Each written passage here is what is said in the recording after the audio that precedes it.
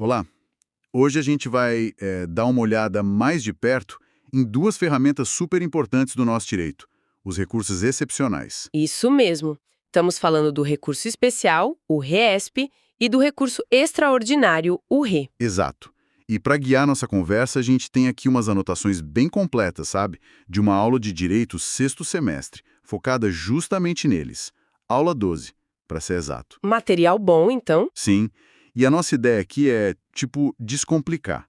O que são esses recursos? Para que eles existem? Qual a função deles? E, claro, como é que funciona na prática, para usar um RESP ou um RE. Perfeito! Tornar esse assunto, que parece um bicho de sete cabeças, um pouco mais palpável, né? Vamos mergulhar nisso. Com certeza. E olha, acho que o ponto de partida essencial é entender que eles não são recursos comuns, tipo uma apelação que revê tudo. Ah, não são uma terceira instância. De jeito nenhum. A natureza deles é o que a gente chama de uniformizadora. O RE, lá no STF, serve para garantir que a Constituição Federal seja interpretada do mesmo jeito no país inteiro. Certo. Uma única voz para a Constituição. Isso. E o RESP faz a mesma coisa, só que no STJ e para a Lei Federal Comum. A ideia é trazer segurança jurídica, sabe? Uma interpretação estável das leis. Entendi. Uniformizar a aplicação da lei. Exatamente. E tem um ponto crucial, que talvez seja o mais importante de tudo hoje. Esses recursos existem para discutir tese jurídica. Tese jurídica. Como assim? A interpretação da lei? Isso, a interpretação da norma em abstrato. Eles não servem para pedir para o STJ ou para o STF, por exemplo, reavaliar se um fato aconteceu de verdade ou se uma prova é boa. Ah, então nada de pedir para rever se a testemunha X falou a verdade. Nada disso. Essa distinção entre discutir o direito, a tese e reavaliar fatos e provas, olha, essa é a chave para entender o RESP e o RE. Essa separação é fundamental, então.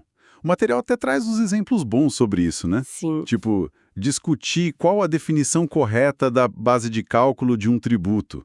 Isso é interpretação da lei, certo? Perfeito. Isso é tese jurídica pura. Cabe em RESP ou RE, dependendo se a discussão é de lei federal ou constitucional. Mas, por outro lado, pedir para o STJ, sei lá, conferir se alguém realmente teve posse mansa e pacífica por 15 anos para conseguir um uso capião. Aí não dá. Isso exigiria o quê? Reexaminar as provas do processo, ouvir testemunha de novo, metaforicamente falando. Remexer nos fatos. Exato. E essa não é a função do STJ e do STF nesses recursos. Eles não são as instâncias para isso. Isso já me lembra daquela famosa súmula 7 do STJ. A gente vai falar mais dela depois, né? Com certeza. Ela é a materialização dessa regra. Tá. Então essa limitação ao debate do direito é o que faz esses recursos serem excepcionais. Precisamente. A função é uniformizar a interpretação da lei federal, no caso do STJ, e da Constituição, no caso do STF. Eles são os guardiões dessa unidade, não um supertribunal para rejulgar tudo de novo. Entendido esse pilar. Agora vamos para o básico do básico. Para onde vai cada um e quando eles podem ser usados? Simples e direto. Recurso extraordinário, o RE, vai para o Supremo Tribunal Federal, o STF. O guardião da Constituição. Isso. E o recurso especial, o RESP, vai para o Superior Tribunal de Justiça, o STJ. O guardião da lei federal. Exatamente. As regras do jogo estão lá na Constituição Federal, artigo 102, inciso 3, para definir o cabimento do RE, e artigo 105, inciso 3, para o RESP. Ok, artigos 102 e 105, inciso 3. E quais são as situações, assim, de forma geral? Olha, para o RESP no STF, as hipóteses principais são quando a decisão que você quer atacar, o acórdão do TJ ou TRF, primeiro, contraria a própria Constituição. Direto na fonte. Sim. Segundo, quando essa decisão declara que um tratado ou uma lei federal é inconstitucional. Certo. Terceiro, quando ela valida uma lei ou um ato de governo local, tipo uma lei estadual ou municipal, que estava sendo questionada justamente por ofender a Constituição. Entendi. Protege a hierarquia. E por último, uma situação um pouco mais específica, quando há um conflito entre uma lei local e uma lei federal, e essa briga precisa ser resolvida olhando para a Constituição. Tá claro pro rei. E o RESP, lá no STJ? O RESP foca na lei federal, então ele cabe quando a decisão, primeiro, contraria um tratado ou uma lei federal, ou simplesmente negue que eles estejam valendo, que tenham vigência. Ok. Ofensa direta à lei federal. Segundo, parecido com o RE, quando a decisão valida um ato de governo local que foi contestado com base em lei federal.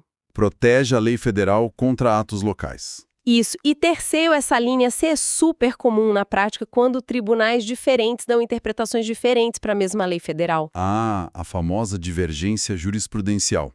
Um TJ acha A e outro acha B, sobre o mesmo artigo de lei. Exatamente. Aí o STJ entra para dizer, olha, a interpretação correta é essa aqui, para uniformizar. Percebe que o foco é sempre a norma, a interpretação correta dela. Sim, fica bem claro. O foco é o direito, não o caso específico em si, mas a regra que ele envolve. Perfeito. Certo, já sabemos o onde e o quando. Agora o como. Como é que a gente apresenta esses recursos? O material fala num tal de endereçamento bifásico. Isso soa meio burocrático. Tem uma lógica processual por trás disso.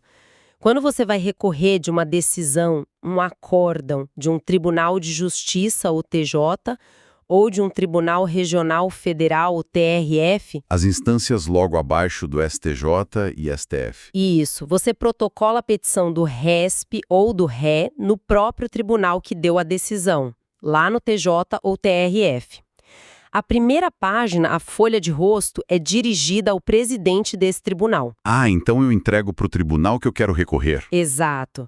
Mas olha que interessante, as razões do recurso, o miolo, a argumentação toda, essa parte já vem direcionada para o Tribunal Superior competente. Ou seja, para o presidente do STJ, se for RESP, ou para o presidente do STF, se for RE. Isso mesmo. Essa estrutura que parece estranha, ela permite que o próprio tribunal de origem, o TJ, o TRF, faça uma primeira análise, um primeiro filtro de admissibilidade. Antes mesmo do recurso ir para Brasília? Exatamente, antes de subir. Ah, então é por isso que as anotações falam num duplo filtro de admissibilidade, citando até o artigo 1030 do CPC. Essa primeira análise no tribunal local parece ser um momento bem crítico. E é mesmo. Depois que a outra parte apresenta as contrarrazões, tem 15 dias para isso também, o processo vai para a mesa do presidente ou do vice-presidente do TJ-TRF. E aí vem a primeira decisão sobre o recurso subir ou não. Isso. E aqui, olha, atenção total, porque podem acontecer duas coisas que barram o recurso ali mesmo, pelo menos temporariamente. E para cada uma delas tem um recurso específico para tentar reverter. E não pode confundir os dois. Não pode. Confundir é erro grave, o recurso pode ser perdido ali mesmo.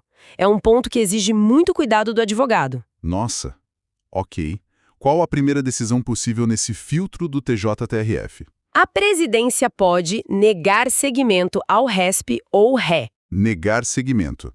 Quando isso acontece? Isso está lá no artigo 1030, incisos I e 3 do CPC. Acontece basicamente se a tese que você está levando no recurso vai contra algo que o STJ já decidiu em recurso repetitivo ou que o STF já decidiu em repercussão geral. Ou seja, se a questão já está pacificada pelos tribunais superiores e o tribunal local só aplicou esse entendimento. Ah, tipo, não adianta subir, isso já está decidido lá em cima e nós seguimos a decisão. Exatamente essa lógica. E contra essa decisão de negativa de seguimento, qual o recurso? Qual? O agravo interno, previsto no artigo 1021 do CPC. E um detalhe importante, esse agravo interno é julgado pelo próprio tribunal local, o TJ ou TRF, geralmente pelo órgão colegiado que deu a decisão original. Ele não vai para Brasília. Entendi. Fica ali mesmo no tribunal de origem. E a segunda possibilidade de decisão nesse primeiro filtro? A presidência pode inadmitir o RESP ou RE. Isso está no inciso V do mesmo artigo 1030. Inadmitir. Qual a diferença? A inadmissão acontece por falta de outros requisitos formais. Por exemplo, o recurso foi protocolado fora do prazo, é intempestivo. Perdeu o prazo de 15 dias. Isso. Ou então, faltou pagar as custas do recurso, o preparo. Aí o recurso é deserto. Certo. Ou a hipótese que o advogado alegou não se encaixa em nenhuma daquelas alíneas lá do artigo 102 ou 105 da Constituição. Ou ainda, falta algum outro pressuposto essencial, como o pré-questionamento, que a gente ainda vai detalhar. Entendi. São problemas mais técnicos, de forma. Exato. E contra essa decisão de inadmissão, o recurso é outro, não é o agravo interno. E qual é? É o agravo em recurso especial, o ARESP, ou o agravo em recurso extraordinário, o ARI. Ele está previsto no artigo 1042 do CPC. ARESP ou ARI. Sim. E este agravo, sim, o ARESP ou o ARI, é que vai ser enviado para o STJ ou para o STF. É ele que pode destrancar o recurso principal e permitir que ele seja finalmente analisado lá em Brasília. Agora entendi a advertência crucial das anotações. Não existe fungibilidade. Usar um agravo interno quando cabia o ARESP, ARI, ou o contrário, É considerado erro grosseiro, erro fatal. O advogado precisa ler a decisão da presidência do TJTRF com muita atenção. Ela negou o segmento ou inadmitiu o recurso. A partir daí, ele sabe qual agravo usar. Errar aqui é perder o recurso. Um verdadeiro campo minado processual, como você disse. com certeza. Muita atenção nesse ponto. Muita. E vale lembrar, mesmo que o recurso passe por esse primeiro filtro no TJTRF, ou mesmo que o ARESP-ARI seja aceito lá no STJ-STF, ainda tem mais um passo. Ainda não acabou. Não. Chegando lá em cima, ainda vai ter um segundo juízo de admissibilidade, feito pela presidência do próprio STJ ou STF. Só depois dessa segunda checagem é que o recurso vai ser distribuído para o ministro relator começar a analisar o mérito mesmo. É um caminho longo e cheio de requisitos. Nossa, realmente excepcional. E falando em requisitos, tem um que sempre gera muita dúvida e é super importante. O tal do pré-questionamento. O que é isso exatamente? Pré-questionamento é uma condição fundamental específica para o RESP e para o RE. A ideia é a seguinte: a questão de lei federal para o RESP ou a questão constitucional para o RE, que você quer discutir lá no STJ ou STF, ela precisa ter sido efetivamente discutida e decidida pelo tribunal de origem. Pelo TJ ou TRF no acórdão que eu estou recorrendo. Exatamente. O tribunal local precisa ter enfrentado o tema. Não basta a parte ter alegado, o tribunal tem que ter se manifestado sobre aquilo na decisão. Isso é o pré-questionamento expresso. Mas, e se o tribunal simplesmente ignorou o ponto? A parte falou, mas o acórdão não tocou no assunto. Omissão total. Aí já era, perdeu o recurso. Não necessariamente. Aí que entra uma figura muito importante e estratégica, o pré-questionamento ficto, ou presumido.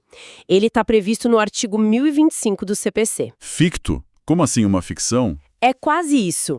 Se o acórdão do TJTRF foi omisso, ou contraditório, ou obscuro sobre aquele ponto de lei federal ou constitucional que você precisa discutir, o que a parte tem que fazer? Tem que fazer alguma coisa antes de entrar com o RESP? Sim, ela deve opor embargos de declaração, com base no artigo 1022 do CPC, apontando exatamente aquela omissão, contradição ou obscuridade.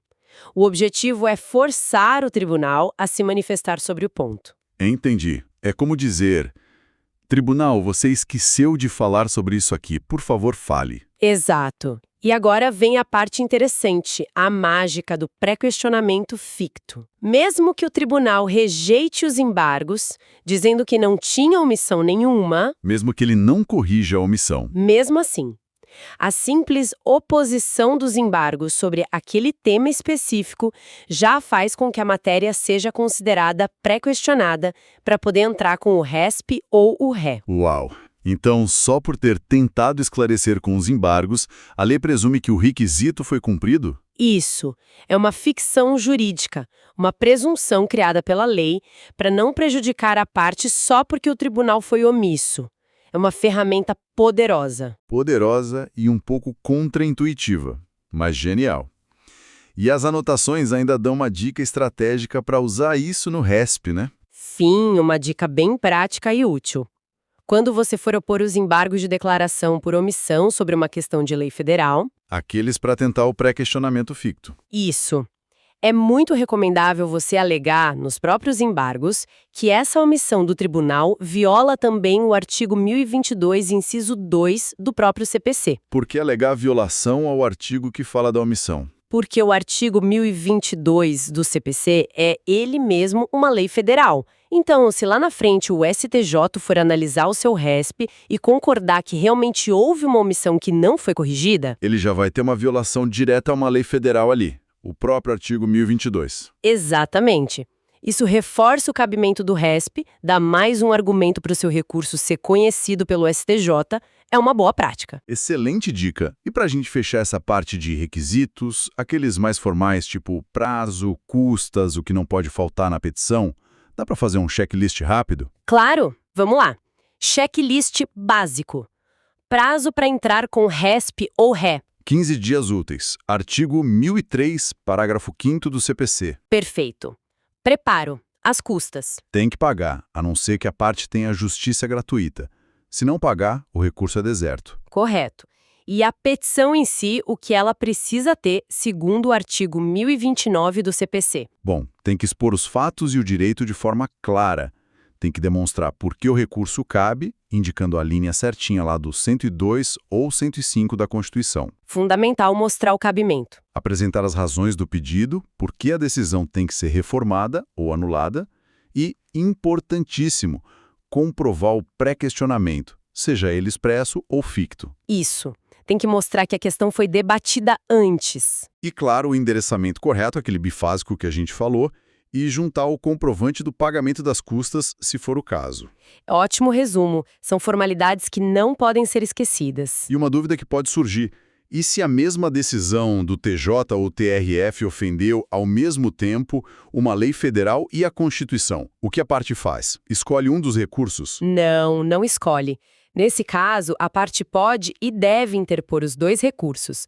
O RESP, para discutir a questão da lei federal com STJs. E o RE, para discutir a questão constitucional com o STF. Exatamente. Contra o mesmo acórdão. Isso está lá no artigo 1031 do CPC. Um detalhe, são petições separadas, tá? Uma para o RESP, outra para o RE.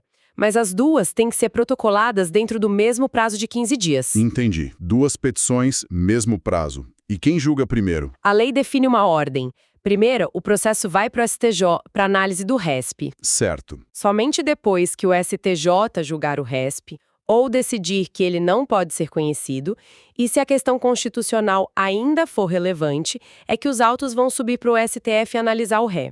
Faz sentido essa ordem. Prioriza a lei federal antes da constitucional em termos de fluxo. É a ordem estabelecida no CPC. Para a gente amarrar tudo, vamos voltar àquela ideia inicial, a da impossibilidade de reexaminar provas. Você mencionou a súmula 7 do STJ.